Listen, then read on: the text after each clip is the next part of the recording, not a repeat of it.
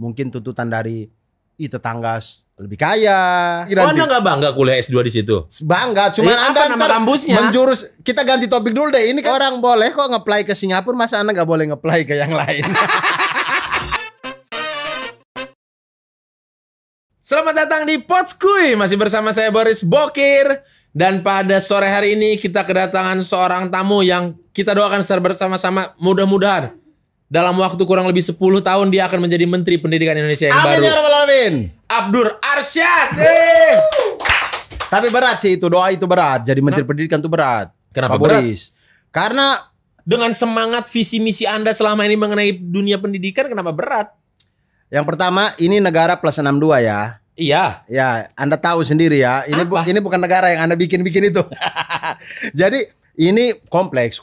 Sabang sampai Merauke itu untuk membicarakan sebuah pendidikan yang merata, yang semua mendapatkan kesempatan yang sama.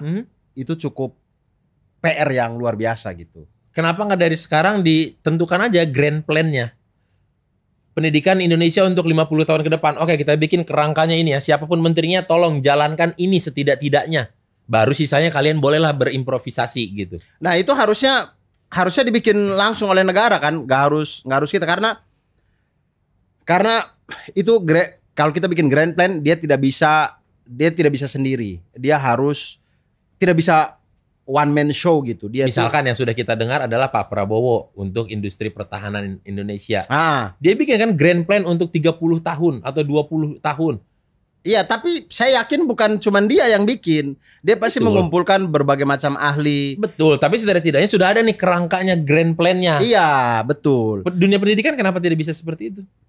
Ya, saya tidak tahu, mungkin belum terpikirkan sampai ke sana atau bagaimana. Masa? Mungkin. Apa mungkin? Kan saya tidak ada dalam situ ya. Betul, atau mungkin ada dari sentimen ataupun egosentris sendiri dari menteri-menterinya. Nggak mau saya mumpuk doang, ntar yang dapat panennya dia yang dapat exposure-nya gitu. Nggak tahu juga. Oh, nggak tahu juga. Saya nggak tahu juga. Cuman Saya mungkin nggak berpikir seperti itu. Makanya kenapa tiap 5 tahun ganti program, ganti kurikulum? Menurut saya karena proyek di pendidikan tuh gede. Oh iya, betul. Proyek di pendidikan itu sangat besar. Bahkan disebutkan di aturannya negara yang sehat adalah yang menganggarkan APBN-nya lebih condong lebih besar ke pendidikan harusnya. Iya. Pendidikan tuh gede loh, gede. Pengadaan buku aja berapa banyak. Pengadaan alat-alat sarana sekolah gitu, berapa banyak. Dana bos belum. Banyak. Memang APBN yang dikelola di situ tuh cukup banyak. Jadi saya tidak tahu apakah kemudian ada kecenderungan dalam kebijakan untuk kayaknya yang kalau kita ikut menteri yang dulu, kalau kita begini juga bagian ininya kita nggak dapat nih, kayaknya kita ubah biar sebelum biar pergerakan sesuatu gitu dibuat itu sudah ada pola pikir seperti itu. Mungkin. Jadi itu yang menyebabkan kayaknya jadi kemauan untuk bergerak tuh jadi minim. Iya, jadinya kayak kita mau bikin grand plan tuh kayak grand plan dalam dunia pendidikan tuh kayak sulit karena setiap orang datang untuk bagaimana aliran dana di dalam pendidikan ini bisa menguntungkan pihak-pihak tertentu gitu dan segala macam. Mungkin. Itu mungkin. Ya, contohnya kan bisa bayar di menteri yang sekarang ini kan bisa bayar uang sekolah lewat aplikasi yang beliau bikin juga gitu-gitu kan. Oh iya? Iya kan, bayar apanya tuh? Bayar SPP, bayar uang beli buku atau seragam atau ada apa? Pokoknya kayak, kan anak saya masih umur 4 tahun nih, jadi belum pernah ngerasain gitu. Ada sempat tapi ditentang, tapi saya tidak tahu kemudian sekarang apakah jadi apa tidak. Ya, tapi kemudian sempat kan wacana untuk uang sekolah apa segala macam itu bayar melalui itu. Oh, muncullah ide-ide buruk nan cemerlang untuk bisa dengan memudahkan. Iya, mungkin aplikasinya Go to School atau apa gitu. Ada gitu-gitu. Ya. Ya, itu maksudnya kalaupun itu adalah hal yang memang baik atau apa segala macam, tapi kan tidak bisa kemudian menyingkirkan akal nakal kita atau pikiran nakal kita bahwa itu ada unsur kepentingannya gitu ya. Bahkan di Indonesia. Aduh, dari tadi ini aku BM banget, pengen yang pedes-pedes. Akhirnya kesampaian juga, makan KFC Hot Chili Chicken Combo 2. Ada 2 Hot Chili Chicken, ada 1 nasi dan juga ada 1 coconut mango float. Pakai hand sanitizer dulu. KFC enaknya nyambung terus. Oh beda brand ya, sorry. Aku coba makan ya. Yang mana ya? Para sobatku bantu pilih dong. Yang mana nih yang terbaik di antara yang terbaik? Sebenarnya ini terbaik tapi ini aku save the best for the last. Aku mau gigitnya pakai gigit ini aja dulu. Yang pentungannya ini yang drumstick. Merah merona.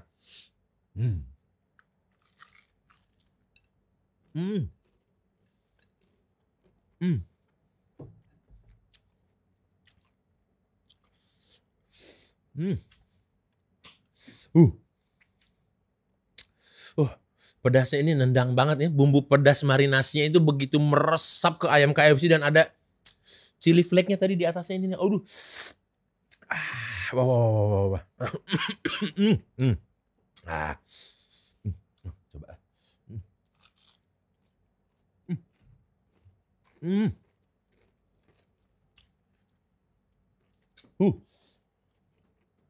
Pedas. Nah, coba nih.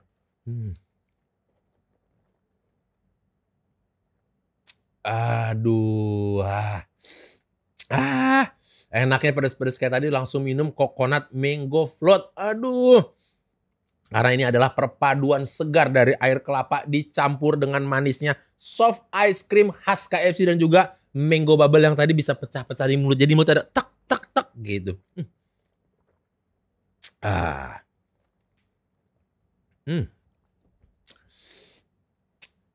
Langsung reda pedasnya guys. Para sobat gue, ayo buruan langsung pesan KFC Hot Chili Chicken Combo 2 di KFC Store terdekat. Atau kamu bisa pesan melalui aplikasi. Nggak jadi hilang pedasnya ada lagi. Melalui aplikasi KFC Ku, oke? Karena kenapa? Karena KFC jagonya pedas nikmat. Woo! Kalau Abdur sendiri, kalau ditanya jawab secara jujur ini ya. Oke, siap Pak Boris. Waktu kecil dulu tipe murid yang bagaimana? Yang kritis kah, yang nyebelin, atau yang suka tidur, atau yang pemalas, atau yang bandel, atau Saya tipe murid yang ganteng sih di kelas itu.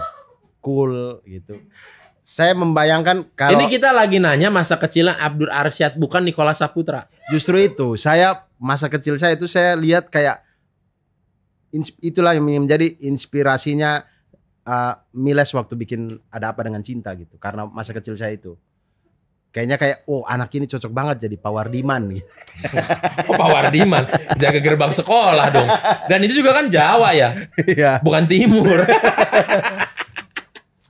Masa kecil saya tipe yang Abdul nakal. Nakal. Kalau bisa kategorikan? Iya, dikategorikan diambil yang paling dominan nakal. Kenakalan apa yang pernah Abdul buat? Ribut di kelas. Jadi saya tuh sering sekali pulang terlambat karena yang lain pulang saya masih dihukum. Apa hukumannya? Berdiri. Bentar, penyebabnya ributnya ngapain dan akibatnya apa? Ributnya tuh misalkan guru mengajar, saya pukul-pukul meja, nyanyi-nyanyi, ribut-ribut. Biasanya di pelajaran apa itu? Kan gak semua pelajaran dong. Pasti ada satu pelajaran atau dua pelajaran yang udah tahu, wah ini gurunya killer nih, gak berani bertingkah. Tidak, saya SD itu wali kelas tuh mengajar semua pelajaran. Sama berarti.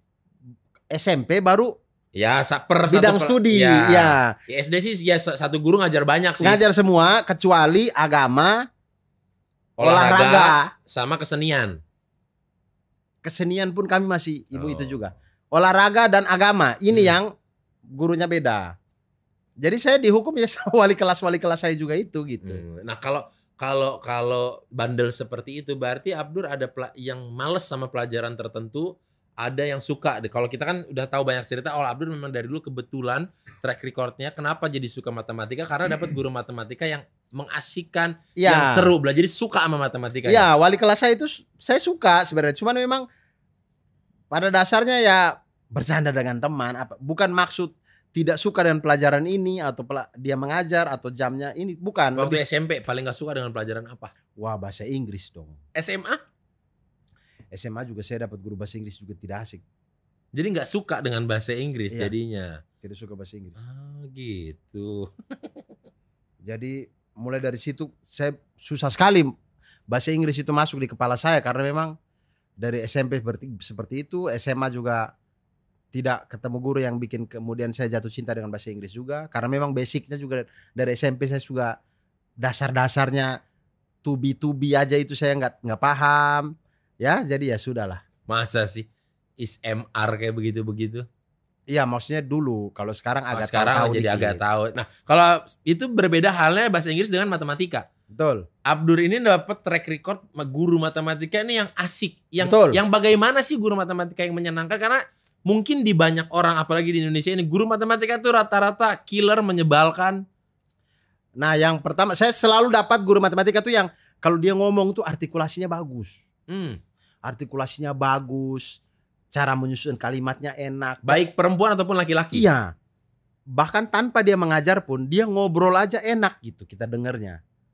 Itu sering sekali. Terus rata-rata juga saya dapat guru matematika itu. Oh, tidak rata-rata, semua guru matematika nih. Yang saya dapat itu tulisannya bagus di papan tulis. Jadi mudah untuk dibaca dari kejauhan. Tulisannya bagus, rapi. Dia kalau gambar segitiga, gambar lingkaran walaupun pakai kapur ya, tapi cakep gitu. Kadang-kadang dia kombinasikan dengan kapur-kapur warna. Jadi menarik papan tulis itu. Gambar ruang datarnya pakai apa, nulis rumusnya pakai warna apa. Iya. Nanti garis miringnya atau sisi miringnya dihapus diganti warna apa. Betul.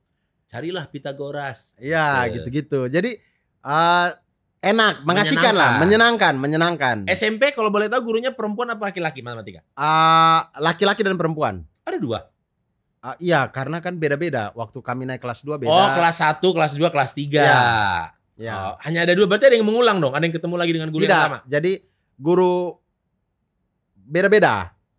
Iya. Kelas 1 bapak guru, Oke. kelas 2 ibu guru, kelas 3 bapak guru, tapi bukan bapak guru yang kelas 1 ini. Oh. Bapak guru yang beda. Beda-beda emang rata-rata beda-beda sih. Oh gitu. Beda-beda. Itu di SMP. Ya, SMA pun sama. Kelas 1 ibu guru, kelas 2 bapak guru, kelas 3 bapak guru juga. Cuman bapak gurunya beda juga gitu. Ada teman saya namanya Kanta, nama teman saya. Kanta, Michael Kanta Germansa. Orang Oke. Flores. Dia jadi bulan-bulanan di mata kuliah Mata kuliah hukum agraria. Oh, karena dia Karang Laut. Bukan, agraria kok Karang Laut. Agraria berhubungan dengan apa sih? Hei bos, agraria. Oh, ini ya. Tanah, perkebunan, agraria. Kalau laut apa? Agraris ya? Apa sih? Maritim. Oh, maritim. Sorry. Agraria. Oh, karena dia mirip Pakcoy. Enggak.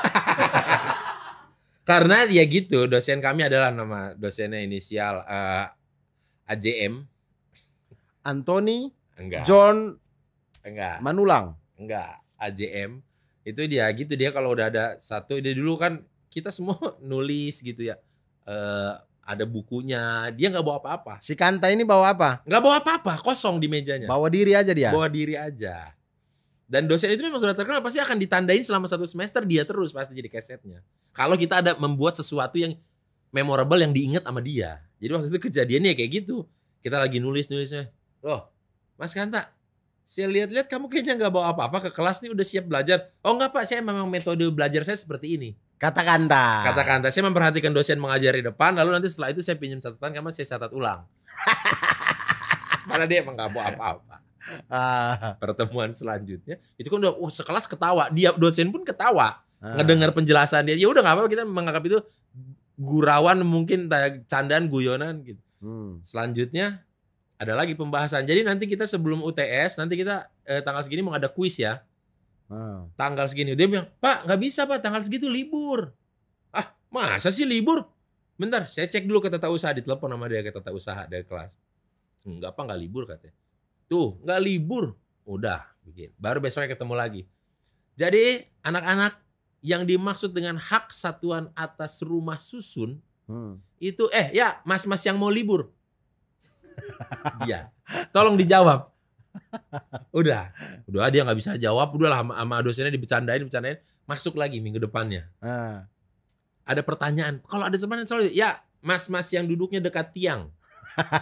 kita tuh nyari siapa dekat tiang. Jadi kan rangka kelas tuh ada tiang-tiang kayak gitu kan. Dia sampai nanya, siapa mas-mas yang deket tiang? Pas dia lihat kiri, pen kiri, tiang. Ini ya maksudnya ya. Terus dia lihat dosennya, Iya kamu yang mau libur katanya. Di callback terus. Terus di callback selama 6 bulan. Tapi dia lulus gak sih Kanta itu Lulus. di mata kuliah itu? Lulus. Jadi mau nggak mau akhirnya di pelajaran itu dia memperhatikan banget jadinya. Karena ditandain terus. Selalu dia terus kalau ditanya apa-apa tuh selalu dia. Selalu dia. Hmm. Mungkin ada dosen-dosen seperti itu. Tapi mungkin itu juga mungkin yang buat mahasiswa-mahasiswa yang kuliah di Singapura, menurut pemberitaan, Kenapa tuh? pindah menjadi warga negara Singapura. Mungkin karena terlalu nyaman mereka di Singapura. Pernah dengar beritanya nggak? Melalui Dirjen Imigrasi belum apa mana gitu. Bilang sebutnya kurang lebih setiap tahun tuh kurang lebih ada 1.000 mahasiswa yang nge-apply menjadi pengen menjadi warga negaranya Singapura dan diterima. Nggak tahu diterima apa enggaknya, tapi nge-apply-nya 1.000 orang tiap tahun. Oh, saya penasaran biasanya kalau di apply gitu ya. Kemudian kalau misalkan tidak diterima, itu Indonesia terima lagi nggak atau gimana itu ininya ya? Maksudnya Seolah-olah kan kayak kau udah mau cabut Iya, dari kan misalnya data- di dunia pekerjaan. iya, imigrasi kan tahu pasti datanya. Oh, kau bikin surat ini mau nge-apply ke sana. Oh ya sudah. Kemudian datang nih, kenapa nggak jadi? Nah itu kan kayak gimana ya? Saya menurut Abdul sendiri kenapa mereka, apa yang menyebabkan mereka pengen pindah? Saya nggak tahu. Pasti Ya, alasannya menurut berbeda-beda. Mungkin karena hidupnya lebih baik mungkin di Singapura. Pasti begitu ya. Orang berpindah itu bukan karena mencari Pengen yang lebih jelek gitu. Iya, ya? maksudnya kalau kita sudah aman-aman, enak-enak di sini, kayaknya jarang deh orang mau pindah. Tapi kalau memang di tempat pindah itu jauh lebih enak, biasanya orang pengen pindah gitu. Sama seperti misalnya dalam dunia kesehatan juga ya, kalau nggak salah kemarin sempat viral tuh kan. Iya. Yang tenaga kesehatan medis ternyata satu rumah sakit itu mayoritas banyak isinya orang Indonesia. Iya. Kenapa? Kok Banyak orang Indonesia yang berobat ke sana ya. bukan berobat, tenaga kesehatan ya, dokternya, Oh, orang Indonesia. dokter spesialisnya, terus bagian nurserynya, suster-susternya. Gajinya lebih gede mungkin. Satu gajinya lebih gede dan tidak seribet di sini kan. Dan mungkin orang Singapura aslinya lebih memilih untuk menjadi pengusaha-pengusaha ketimbang pekerjaan yang Ya, yang public servant gitu, Iya, pelayan betul, publik betul. gitu. Mungkin ya. Jadi Mungkin. kekosongan itu ada gitu di zaman diisilah iya. oleh orang Indonesia ini. Sama Kan orang makanya kemarin juga Indonesia. ketika undang-undang kesehatan disahkan kan lumayan menimbulkan banyak kegaduhan. Karena Baca aja Mas. saya belum baca. Ya nanti baca aja Oh, ya undang-undang udah, kesehatan. Itulah pokoknya. Jadi banyak sekarang nih mahasiswa-mahasiswa setiap tahun yang apply ke Singapura. Iya. Yang nggak apa-apa juga. Orang semua harus bebas merdeka di atas kaki sendiri kan. Jadi kalau dia memilih negara yang lain, Indonesia nggak boleh larang. Ya nggak apa-apa itu. Kalau ini kita bicara what if. Ya. Abdur tiba-tiba ditawari oleh semua negara untuk pindah ke warga negaraan. Apakah mau? Kalau mau, negara mana yang mau dipilih? Kalau saya ditawarin, kalau saya doang saya nggak mau. Tapi kalau saya ditawarinnya itu satu keluarga semua. Oh iya pasti satu keluarga dong. Semua Satu keluarga besar, lah. saya bawa semua. Saya mau tuh. Mau pindah ke negara apa? Saya ke Arab Saudi tapi ke Madinah. Ke Arab Saudi. Kalau Arab Saudinya saya ditaruh di Jeddah, saya nggak mau. Kenapa? Pokoknya saya maunya di Madinah. Kenapa? Kalau Arab Saudi bilang, oke Abdur kau di Madinah, ini ada rumah tinggal di sini. Oke saya mau. Kenapa? Kenapa? Nggak mau di Jeddah, nggak mau di Riyadh, nggak, kenapa harus di Ya Madinah? karena Madinah tuh kota yang Tempat hijrahnya Nabi iya Muhammad. tempatnya hijrah Nabi Muhammad SAW, kemudian luar biasa sekali. Iya. Iya kan tempat hijrah. Iya benar, maksudnya kan saya kan nggak harusnya tahu untuk ngomong itu gitu. Masa Nabi Muhammad hijrah dari Mekah ke Madinah, kan seharusnya nggak harus begitu kan? Ya nggak apa-apa, Iya. pelan-pelan orang belajar gitu-gitu. Orang boleh kok nge-apply ke Singapura, masa Anda nggak boleh nge-apply ke yang lain? Jadi kenapa pilihannya harus Madinah? Karena dari kepercayaannya, Ya. kepercayaannya saya itu ada dua kota Oke. yang pada akhir zaman nanti tidak akan bisa dimasuki oleh Dajjal. Oke, yang mana salah satunya Madinah? Mekah dan Madinah. Mekah dan Madinah. Cuman dua kota ini. Oke. Nah makanya saya pengen saya dan keluarga saya semuanya tuh selamat dari bencana akhir zaman, dari fitnah Dajjal, makanya saya ke Madinah. Nah, kenapa nggak ke Mekah? Mekah Kan dua kota itu yang selamat, tidak bisa dimasukin Dajjal. terlalu banyak orang. Kalau musim haji terlalu banyak orang. Madinah aja. Terlalu diplomatis jawabannya. Saya masih belum dapat jawaban Enggak, Anda. di Mekah itu karena terlalu banyak orang aja. Maksudnya itu karena Crowded. iya, itu karena Masjidil Haram di situ jadi Sumpek lah gitu.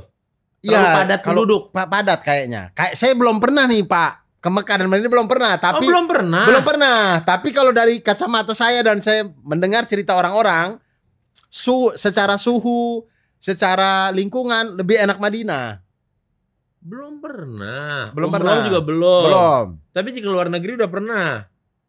Satu kali. Kemana? Singapura. Singapura. Perihal apa tuh ke luar negeri ke Singapura? Ditipu hari keriting. Kok bisa? Ya, ditipu hari keriting nonton GNR. Nonton Guns N' Roses. Konser musik. Betul.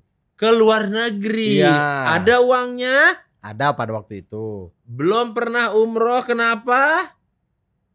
Wah, umroh lebih mahal daripada ke Singapura. Belum pernah umroh, kenapa? Belum jodoh. Belum jodoh. Belum Insya Allah, jodoh. insya Allah. Insya Allah saya akan umroh. Iya. Pekerjaan banyak.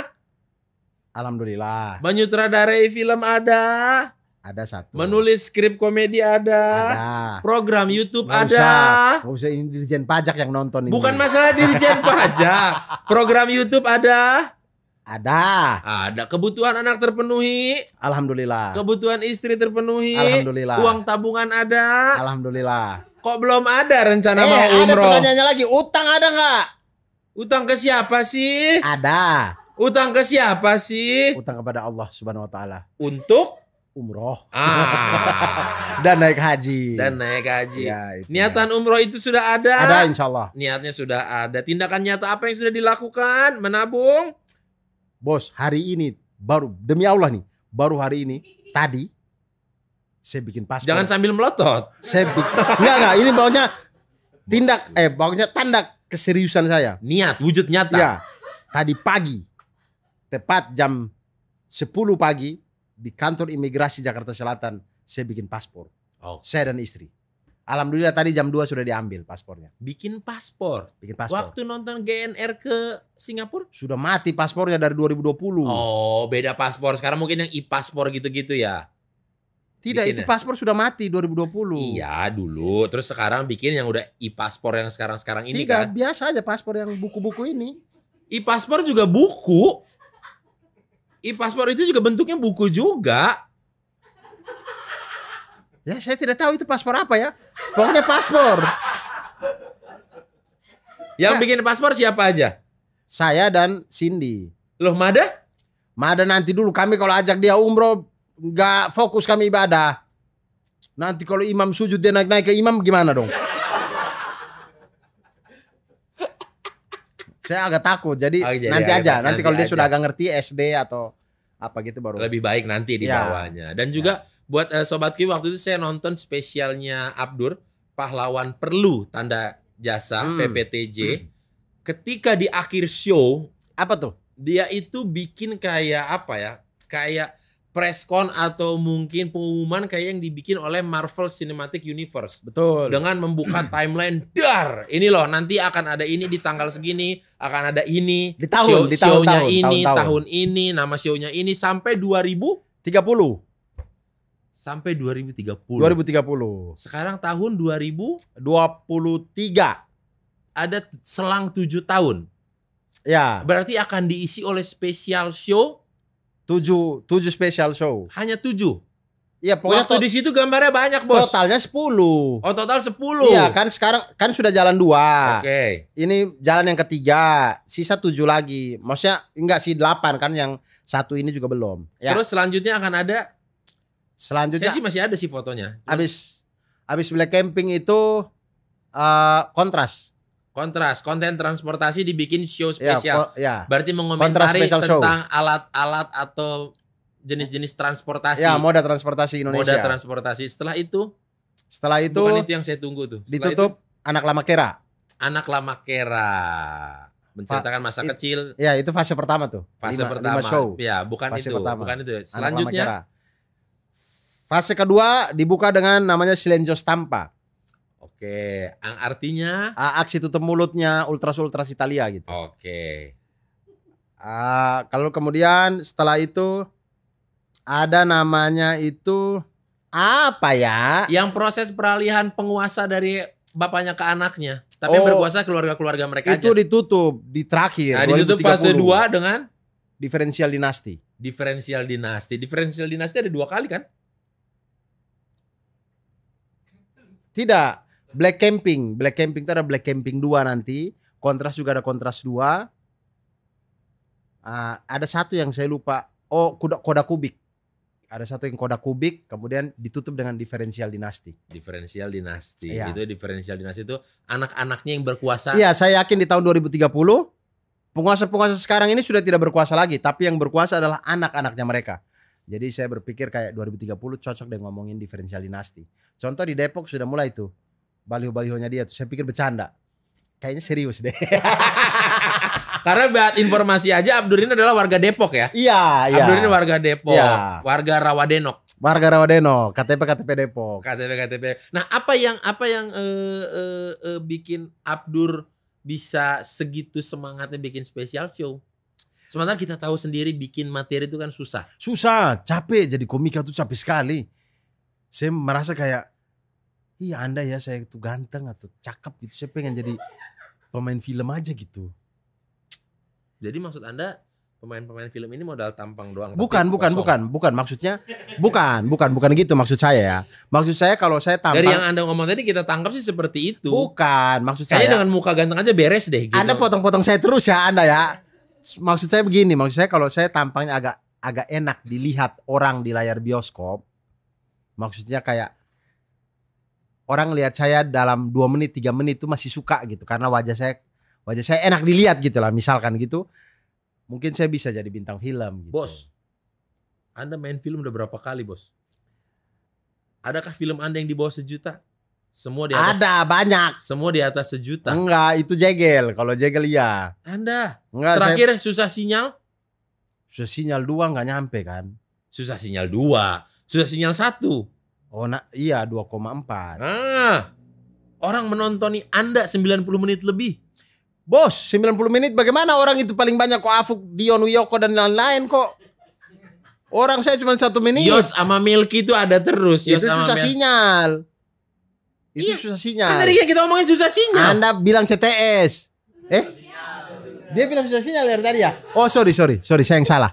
Makanya Sorry saya ya. bilang Yos Melky. Sorry susah sinyal. Susah sinyal tuh juga tidak 90 menit juga ya kami ya. Ya udah sekarang kalau mau lihat Abdur selama 1 jam di mana? Belum ada karena saya belum pernah jadi pemeran utama kan. Harusnya jawabnya di show Black Camping dong. Ulang. Gak apa-apa, gak usah diedit, gak usah di ini biar kita kelihatan akrabnya Pak Boris. Ulang. Tadi udah di bridging gitu kan. Saya belum pernah jadi pemeran utama, jadi belum bisa lihat saya selama Nah itu. kalau mau lihat Abdur jadi pemeran utama terus ngelihat full scene-nya Abdur selama 1 jam bahkan lebih itu di mana kita bisa lihatnya? Ya di show Black Camping. Oh. Kalau gitu. Emang Black Camping ini mau diadakan kapan? Kick off 21 Oktober 21 Oktober di Kota Makassar. Makassar. Berani Kemudian- sekali Anda start dari Makassar ya. Iya, karena untuk menyocokkan jadwal dengan Erwin Wu karena Erwin Wu juga ke sana ke Makassar. Biar Kemudian- gak bentrok dengan yang di Jakarta. Betul bentrok dengan 2024-nya David segala Oke, macam oke, itu. oke, Jadi oke. saya awal dari Makassar 21 Oktober. 21 Oktober. Saya lupa urutannya tapi ada 12 kota. Ada Makassar, kemudian ada Balikpapan, ada Banjarmasin, ada Batam, ada Lampung, ada Medan? Medan tidak. Sumatera Utara nggak ada, Batam? Batam masuk. Batam masuk. Batam masuk. Oke. Kemudian masuk ke Bandung, Semarang, Jogja, Surabaya. Kemudian ada lagi Bali. Baru habis itu ditutup. Bali, satu lagi Jakarta nih. Ada satu berarti yang kelewatnya apa ya? Lampung. Lampung. Sorry, Lampung. Nah baru Jakarta. Grand Final Jakarta. Ya. Semua info itu bisa dilihat di Instagram Abdur atau di Instagram? Bisa di Instagram saya di @abdurarsyad, bisa juga di Instagramnya @comika_event. Itu juga bisa lihat di situ. Kemudian info tiketnya segala macam. Tiket mulai dijual 25 Juli 2023.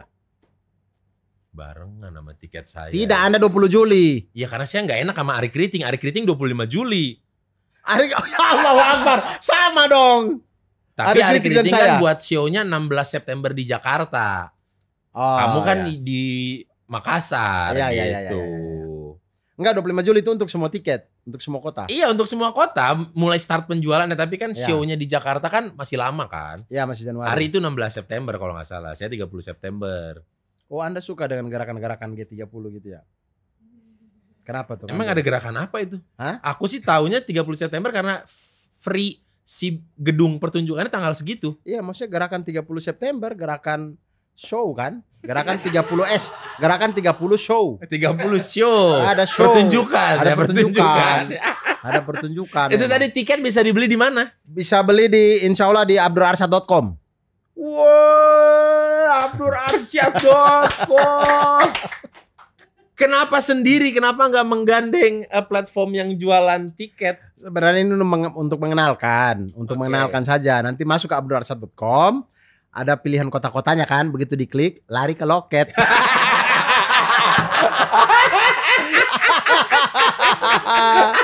Oh Gitu gitu. aja. Ada redirect linknya ke Iya, sana. untuk mempermudah aja. Oke, tapi ini adalah momen yang tepat untuk memperkenalkan abdurarsyad.com. Iya, gitu aja sebenarnya. Oke, nice move. Untuk mempermudah nice move. karena kadang-kadang kan kalau kita masuk ke loket, kadang kita search di search engine-nya gitu, kita search pun kadang-kadang suka nggak nongol. Suka nggak nongol. Iya. gitu. Sedangkan show-show kita bukan yang di halaman utama kan. Iya. Jadi bikin itu aja biar orang langsung ngelinknya. Langsung nge-link ke sana dan Iya. juga traffic di sini memperkenalkan abdurarsyad.com akan lumayan bagus. Iya gitu. Oke, coba kalau diajak sekali lagi secara lengkap, ajak para sobatku untuk menonton. Baik sobat-sobat Kui dimanapun Anda berada, jangan lupa untuk teman-teman semuanya kalau ingin melihat saya berakting 90 menit dengan skrip yang saya tulis sendiri, sutradaranya saya sendiri, tapi lightingnya orang lain biasanya itu. Teman-teman bisa nonton di show Black Camping, itu mulai dari ada 12 kota, mulai dari Makassar 21 Oktober sampai finish di Jakarta tanggal 13 Januari 2024, dan teman-teman bisa lihat infonya di IG saya @abdurarsyad ataupun IG-nya Comika Event @comikaevent. Lalu kemudian membeli tiketnya di abdurarsyad.com mulai tanggal 25 Juli 2023. Abdurrahim Arsyad, terima kasih banyak. Bener kan namanya itu kan? Abdurrahim. Sama-sama Bapak Boris Thompson Manulang. Yo, para sahabat gue, terima kasih telah menyaksikan episode kali ini. Sampai jumpa lagi di episode yang mendatang dengan bintang tamu yang luar biasa yang lainnya. Akhir kata saya Boris Bokir pamit dan juga tamu saya. Saya Abdurarsyad pamit teman-teman, terima kasih banyak. Terima kasih, sampai jumpa.